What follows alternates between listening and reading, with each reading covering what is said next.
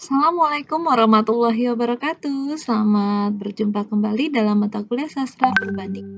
Pada mata kuliah kali ini, kita akan mempelajari terkait keterjalinan teks dan konteks dalam sastra bandingan dan intertekstualitas dalam sastra perbandingan.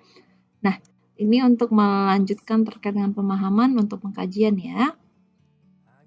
Kita akan lihat dulu teks dan konteks dalam perspektif sastra. Dalam mengkaji karya sastra, ini adalah hal yang perlu dipahami. Jadi, ketika kita mengkaji karya sastra, ini tidak hanya memperhatikan teks, melainkan juga memperhatikan konteks sastra itu diciptakan. Ingat, tapi tergantung kepada pendekatan yang digunakan ya. Keterjalinan teks dan konteks sastra tidak mungkin terhindarkan, dan dengan adanya komunikasi yang serba canggih, peristiwa teks yang satu mungkin saja dapat membonceng dari teks yang lain. Jadi hampir selalu ada di mana-mana.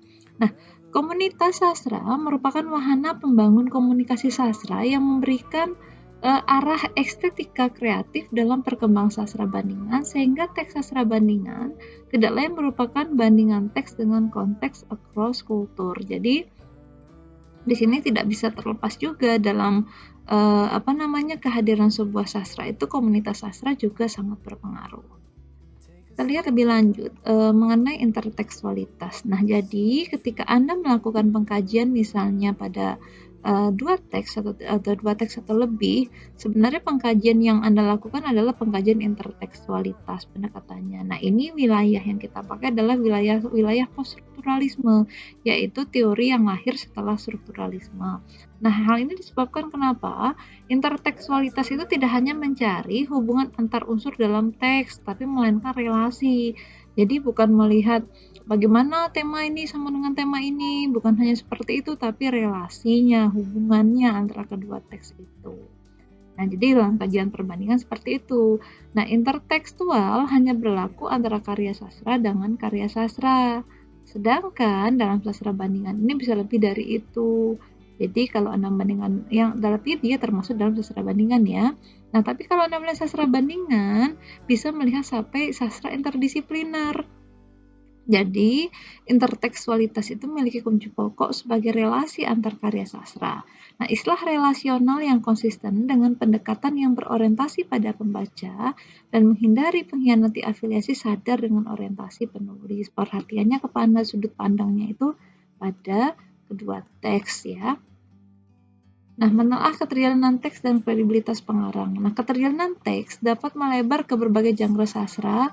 Teks prosa dapat diubah menjadi puisi, drama, dan sebaliknya. Nah, kajian keterjalinan teks ini diasumsikan ada beberapa kemungkinan yang terjadi. Mungkin saja penulis yang lahir sebelumnya merasa idenya diimpor atau dicuri.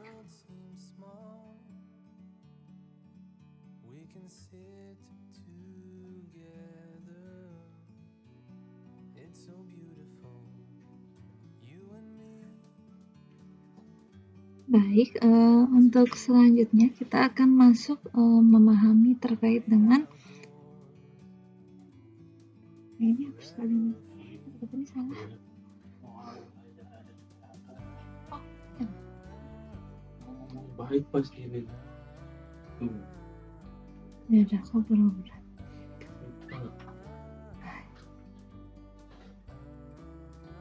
Oke, selanjutnya menelaah keterjalinan teks dan kredibilitas pengarang. Untuk konsep ini, keterjalinan teks dapat melebar ke berbagai genre sastra. Jadi maksudnya begini, teks itu sebenarnya dapat melebar ke berbagai genre. Jadi teks prosa itu dapat berubah menjadi puisi, drama, dan sebaliknya. Nah, jadi dalam pengkajian sastra perbandingan, ini kita juga bisa melihat teks itu membandingkan puisi dengan prosa, misalnya itu boleh. Karena apa? Sangat mungkin saja ide yang terdapat dalam suatu prosa bisa ditulis kembali dalam bentuk puisi atau drama. Nah, kajian keterjalanan teks ini diasumsikan ada beberapa kemungkinan terjadi. Misalnya, penulis yang lahir sebelumnya merasa idenya diimpor atau dicuri bila tidak disebut oleh penulis lain dalam karyanya. Nah, pengkajian sastra bandingan perlu hati-hati menunjukkan data mengenai keterjalanan teks ini agar tidak dituduh mengada-ngada atau membuka aib pengarang. Jadi imajinasi, misalnya Anda membandingkan menganggap, wah puisi ini kok mirip misal dengan prosa ini atau apa. Nah, ini perlu hati-hati. Jangan hanya sekedar asumsi. Sebenarnya pengkajian sastra bandingan ini tujuannya adalah untuk menunjukkan atau memperbaiki kredibilitas seorang pengarang. Oke, lanjutkan ya. Nah, jadi dengan demikian, menelaah keterjalanan teks dalam sastra bandingan akan menunjukkan kredibilitas pengarang, seperti yang saya katakan tadi. Hal ini pun sesungguhnya menjelaskan keterjalanan teks tidak akan dapat dihindari oleh pengarang. Perubahan bentuk, gaya, tradisi, dan tema karya sastra dapat saja terjadi dalam keterjalanan antar teks. Oleh sebab itu, pengkaji sastra bandingan perlu jeli menatap teks sastra. Nah, selanjutnya untuk memahami konsep ini adalah dalam pengkajian sastra perbandingan yang masalah kita membahas terkait dengan keterkaitan tadi, kita perlu tahu dulu juga apa yang disebut dengan sebuah hipogram, transformasi, dan sebagainya. Nah, selanjutnya seperti saya katakan tadi, masih berkaitan dengan memahami penelitian sastra perbandingan. Kalau minggu lalu sudah membahas terkait dengan ruang lingkup, nah sekarang cakupannya. Nah, terkait dengan cakupan ini, di sini tadi yang saya sebut, kita harus memahami lagi terkait dengan hipogram, mengkaji masalah afinitas, tradisi, dan pengaruh. Karena ini adalah bagian dalam pengkajian sastra perbandingan.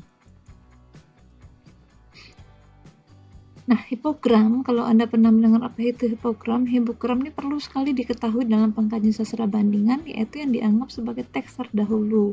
Kalau ditanya secara definisinya, dia dianggap sebagai embrio yang menjadi penetas yang dapat menetaskan versi teks lain. Nah, atau hipogram juga disebut ibarat akar sastra, atau istilah lain induk semang lah.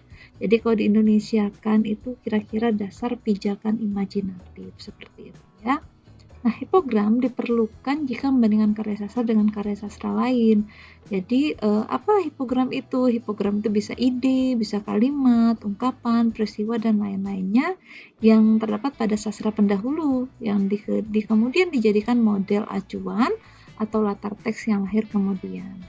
Nah, wujud hipogram ini mungkin berupa penelusuran atau memperkuat tradisi, atau bisa juga penyimpangan atau pemberontakan tradisi ataupun pemutarbalikan esensi dan amanat karya sebelumnya menurut Tewu. Jadi misalnya seperti ini, hipogram itu nanti bisa saja isinya itu seperti unsur ambilan sebuah karya dari hipogram mungkin hanya berupa kata, sintagma, model, bentuk, ideologi, dan lain-lainnya yang dapat menghasilkan karya baru. Jadi hipogram itu tidak berarti komplit ya, yang artinya keseluruhan. Tidak seperti itu, tapi dia hanya bisa berupa seperti tanda-tanda atau hanya bentuk atau unsur saja. Nah, penelusuran tradisi disebut sebagai mitos pengukuhan atau penyimpangan tradisi atau konvensi suatu bagi mitos pembebasan. Begini, terkait masalah mitos pengukuhan dan pembebasan, jadi dalam pengkajian sastra perbandingan itu, sebuah teks pendahulu ini atau hipogram dia kan memiliki sesuatu hal atau muatan tuh. Nah, muatan ini ketika dilahirkan pada teks yang baru atau nanti disebut teks transformasi, di situ kita akan melihat penelusuran tradisi. Kira-kira teks sebelumnya akan dipertahankan apa yang diambil itu atau terjadi pembebasan. Nah, inilah yang dapat ditelusuri melalui kajian sastra perbandingan. Rivater dalam Teum menjelaskan bahwa setiap karya sastra selalu lahir dari karya sebelumnya. Inilah yang menjadi pernyataan bahwa karya sebelumnya itu hipogram. Adanya karya menjadi hipogram bagi karya yang lain menjadi yang ditulis sesudahnya berarti jadi sebuah mitos pengukuhan. Jadi apa? Bahwa karya sebelumnya ditulis kembali berarti dianggap hal itu perlu dipertahankan gitu. Nah, selain itu sastra bandingan juga perlu melacak mengapa sastrawan begitu bebas dalam menyadap hipogram. Kelenturan seorang sastrawan bermain imajinasi perlu mendapat sorotan pula dalam sastra perbandingan. Nah, melalui pengontrasan sebuah karya dengan karya lain yang menjadi hipogramnya sesuai dengan pandangan sastra bandingan, maka dapat digali, dapat diungkap lebih penuh kira-kira karya berikutnya mungkin sekali mendekati atau sebenarnya menjauhi. Jadi misalnya kalau kita anggap temanya sama-sama, misalnya anak durhaka, atau masalah temanya terkait dengan kawin paksa. Misalnya ketika Anda melihat itu pada teks yang Anda anggap mirip sama, tapi disinilah fungsi kajian sastra bandingan, kita bisa melihat bahwa teks yang baru ini ternyata menjauhi sebelumnya atau mendekati, atau terjadi pengukuhan atau pembebasan seperti itu. Nah, prinsipnya sastra bandingan yang utama adalah prinsip untuk memahami dan memberikan makna karya yang bersangkutan. Jadi karya tersebut diprediksi sebagai reaksi kah atau sebagai sebuah transformasi. Masalah sastra bandingan lebih dari sekadar pengaruh. Jadi tidak sebenarnya hanya melihat pengaruh, ambilan atau jiplakan, melainkan bagaimana kita memperoleh makna yang penuh dalam kontrasnya dengan karya lain yang menjadi hipogram sebuah karya sastra. Nah, tadi kita mengenal sebuah konsep hipogram dan transformasi. Nah, kalau sekarang kita akan melihat apa itu afinitas, tradisi, dan pengaruh. Nah, kalau afinitas ini bahasa Latinnya et dan finis. Jadi, dalam ilmu antropologi kata afinitas bermakna kekerabatan yang terwujud dalam bentuk perkawinan. Dalam ilmu bahasa dia diartikan unsur-unsur sama pada dua atau beberapa bahasa karena diturunkan dari suatu bahasa leluhur yang sama. Dalam ilmu biologis, afinitas diartikan jenis-jenis atau kelompok yang lebih tinggi yang didasarkan kemiripan dalam seluruh rencana struktur dan mengacu kesamaan asal-usulnya. Jadi terkait dengan sebenarnya sebuah kekerabatan. Jadi dianggap seperti kalau karya sastra dianggaplah karya angkatan 20-an memiliki ciri-ciri yang sama seperti itu ya. Nah, dalam sastra bandingan, makna kekerabatan, kesamaan unsur, dan hubungan antar jenis adalah keterkaitan unsur-unsur intrinsik karya sastra, misalnya struktur, gaya, tema, mood, dan lain-lainnya. Nah, ini bisa dapat dijadikan bahan dalam penulisan karya sastra tentunya. Nah, lalu unsur tradisi. Tradisi ini berkaitan dengan kesejarahan penciptaan karya yang dapat ditinjau dari kronologis penciptaannya. Jadi dalam pengkajian sastra bandingan, seperti yang kita kenal kemarin, salah satu sifatnya ada sifat historis ya, sifat kajiannya, maka kaitannya nanti dengan unsur tradisi. Nah, istilah pengaruh tidak sama dengan menjiplak, tidak sama dengan plagiat ya. Jadi ini artinya tidak syarat dengan makna negatif. Jadi maka tidak salah orang sengaja menggunakan istilah ini untuk menjatuhkan orang lain. Makanya tidak boleh ya, jangan sampai salah diartikan. Nah, sesuai dengan konsep sastra bandingan yang menyatakan sastra tidak lahir karena kekosongan, maka konsep pengaruh tidaklah pengaruh yang negatif apabila terjadi sesuatu yang dapat dicerna dalam karya sastra.